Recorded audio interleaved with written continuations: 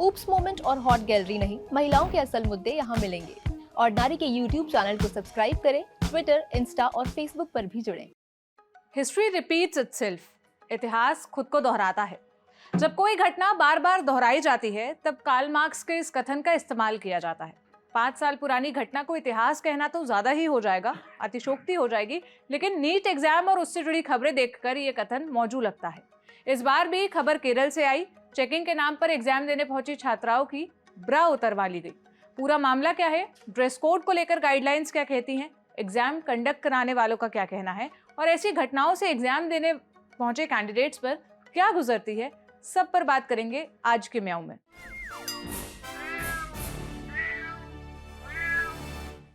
हाय, मेरा नाम है सोनल और आप देख रहे हैं ऑर्डिनरी की स्पेशल सीरीज म्याऊं। शुरुआत ताज़ा मामले से करते हैं। 17 जुलाई को देश भर में नीट के एग्जाम हुए। नीट माने नेशनल एलिजिबिलिटी एंट्रेंस टेस्ट। आसान भाषा में कहे तो देश भर के मेडिकल कॉलेजों में डॉक्टरी की पढ़ाई के लिए होने वाली प्रवेश परीक्षा। 17 तारीख को हजारों बच्चों ने पेपर दिया, लेकिन केरल के कोल्लम जिले के एग्जाम सेंटर में चेकिंग के नाम पर छात्राओं की ब्रा उतरवाई गई। घटना कोल्लम के Marthoma institute of information technology की है। इस सेंटर में पेपर देने आई लड़की के पिता ने पुलिस में शिकायत दर्ज करवाई है। पिता ने कहा कि बेटी को एग्जाम सेंटर में छोड़कर वो अपनी पत्नी के साथ लंच करने निकले थे। बीच रास्ते में ही उन्हें कॉल आ गया और अधिकारियों ने गेट पर आने के लिए कहा। गेट पर रुआसी हालत में बेटी खड़ी मिली। बेटी ने बताया कि एग्जाम हॉल में जाने से पहले उसे और बाकी लड़कियों को ब्रा निकालने के लिए कहा गया। बेटी ने मां से स्टॉल लिया और एग्जाम देने चली गई। हालांकि एग्जाम देकर लौटने के बाद भी वो काफी परेशान लग रही थी। बाहर निकलते ही वो मां की बाहों में लिपटकर रोने लगी। ब्रा उतरवाने के पीछे तर्क दिया गया कि ब्रा के हुक में मेटल होता है, जिसे मेटल डिटेक्टर डिटेक्ट कर रहा था। लड़कियों को इसी आधार पर कहा गया कि अपने आप लोगों ने ड्रेस कोड का पालन नहीं किया, इसलिए आपको अंडरगारमेंट्स उतारने होंगे। यदि आप ऐसा करेंगी तो ही आप परीक्षा दे सकती हैं।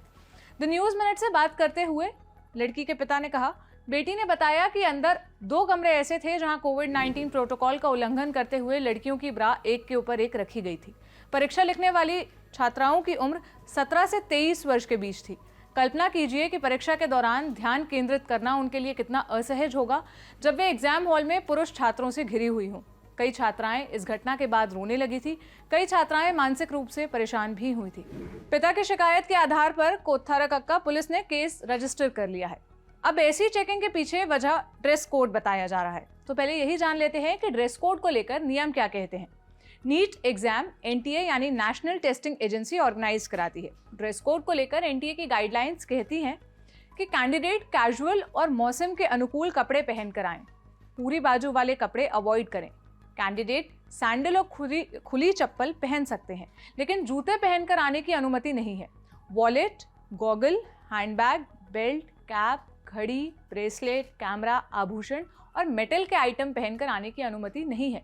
हालांकि गाइडलाइंस में ये स्पष्ट नहीं है कि मेटालिक बटन या हुक वाले कपड़ों को पहनकर आने की अनुमति है या नहीं।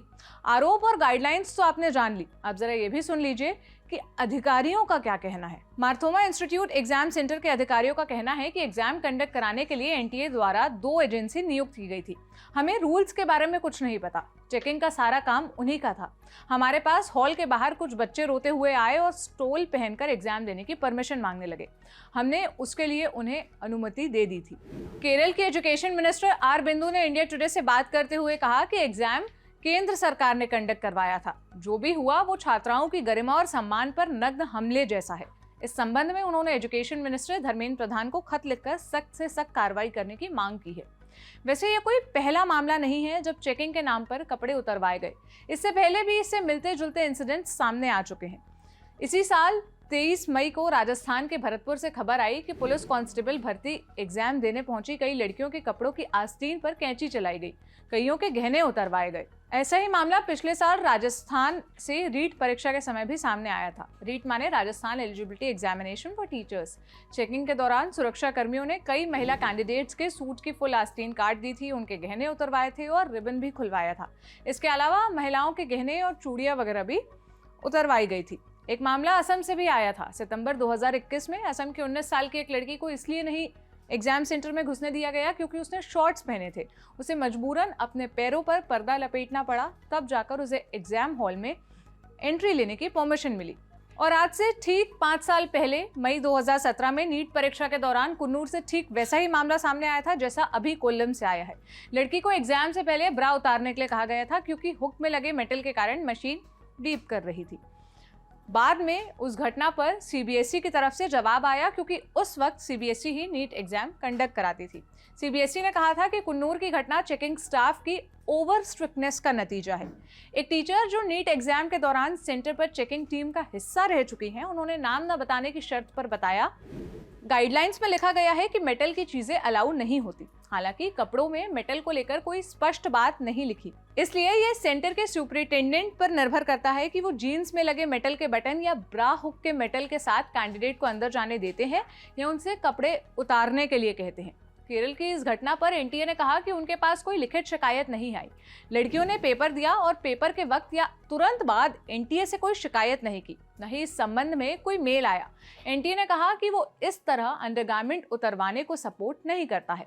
कुल जमा बात यह है कि एनटीए इस घटना से पल्ला झाड़ता दिखा। भाई कोई आदमी शिकायत लेकर पुलिस के पास ले जाएगा, वो गया, केरल में एफआईआर लिखवाई, उसी आधार पर एनटीए को कार्रवाई करनी चाहिए, न कि मेल नहीं आया, हमें किसी ने शिकायत नहीं की टाइप की बातें कहकर निकल जाना चाहिए। फैक्ट तो यह है कि एग्जाम और स्ट्रेस का बड़ा गहरा रिश्ता है। आलम यह है कि सालों पहले एग्जाम पास करके नौकरी पा चुके व्यक्ति को भी रैंडमली एग्जाम देने या फेल होने के सपने आते हैं। उस समय अलग ही घबराहट होती है। ऐसे वक्त में ठीक पेपर से पहले कपड़े काटे जाएं या ब्रा उतारने के लिए कहा जाए तो वो कैंडिडेट्स को पैनिक की स्थिति में ही डालेगा। ऐसे इंसिडेंट्स का एग्जाम देने जा रहे बच्चे की मेंटल हेल्थ पर क्या असर होता है और वो उसकी परफॉर्मेंस पर कैसा असर डाल सकते हैं, ये समझने के लिए मैंने मेंटल हेल्थ एक्सपर्ट से बात की। सुनिए उन्होंने क्या बताया।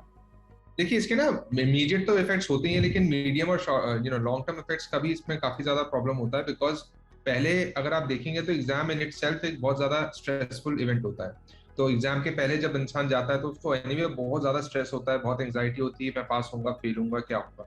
उसी समय अगर आप इस तरीके के कुछ प्रावधान लेके आ जाएं कि आप अपने कपड़े कटवाइए या कपड़े उतारिए, जहां तक ये खबर का ख्याल सवाल है, यहाँ पे खबर में ये आया था कि उन्होंने ब्रा तक उतरवा लिया था लड़कियों का। तो ये एक आपके एक आत्मसम्मान के ऊपर एक बहुत बड़ा मतलब लांछन है। एक तरीके से ये मैं तो इसको यौन शोषण भी मानूंगा, क्योंकि किसी इस तरीके से किसी को हरास करना, उनके सेकेंडरी सेक्सुअल कैरेक्टरिस्टिक्स को एक्सपोज करना, ये एक तरीके का सेक्सुअल अब्यूज ही मैं मानूंगा। और ये बहुत ज्यादा ट्रॉमेटिक इसलिए भी हो सकता है क्योंकि अगर लॉन्ग टर्म में देखा जाए तो अब इनका पहला एग्जाम तो है नहीं, आगे और बहुत सारे एग्जाम्स देंगे। दिमाग के अंदर एक धारणा सेट हो जाती है कि भाई एग्जाम्स का मतलब है ह्यूमिलिएशन, एग्जाम्स का मतलब है बेइज्जती, एग्जाम्स का मतलब है मैं हार जाऊंगी। और इस प्रकार का अगर माइंडसेट लेके चलेंगे तो ऑब्वियस सी बात है कि इनका एग्जाम की परफॉर्मेंस भी खराब होगी और एग्जाम ओवरऑल एग्जाम के बारे में स्ट्रेस भी इनको ज्यादा हो जाएगा।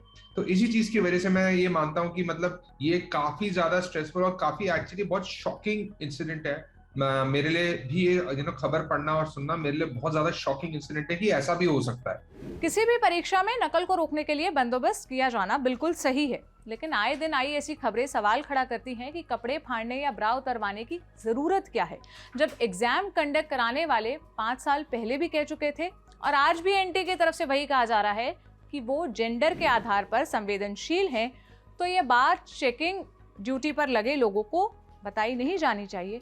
आप क्या सोचते हैं इस पर, मुझे कमेंट सेक्शन में बताइएगा। कैसी लगी ये रिपोर्ट ये भी बताइएगा। अब मुलाकात होगी कल एक नए एपिसोड के साथ। अपना ख्याल रखिए। शुक्रिया।